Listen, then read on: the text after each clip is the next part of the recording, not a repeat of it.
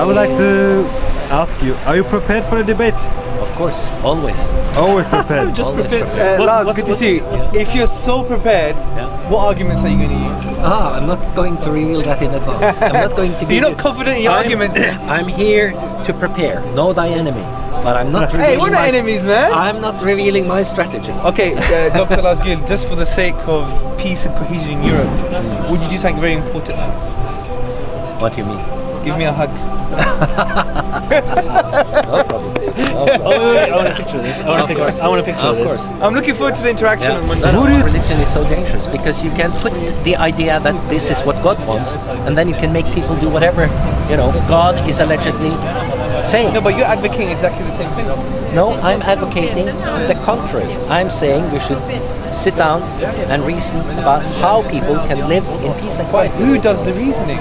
All of us. That's democracy. No, but that's the point. So are you going to have a global state? You're talking about international norms here.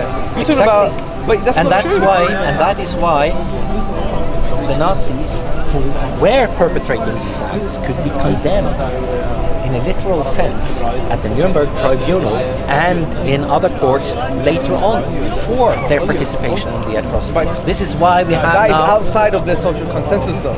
Let me give you. If it's all not. the people who the rest of the world is part of that consensus that this was despicable and a heinous crime. Fine. But the point I'm saying is, like, for example, take abortion as an issue. Yeah.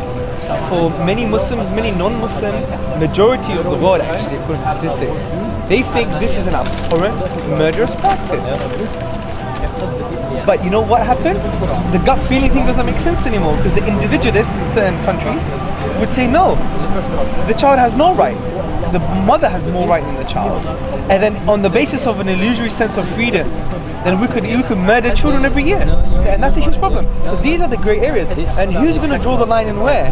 So what we say is this where a relation comes. Who defines those norms though, Doctor? We do. The international community. Okay, hypothetically, if God exists and He revealed something, wouldn't that be a better source of moral norm? Ontologically, it would be. Yeah. But that's our discussion on Monday. Yeah, it is.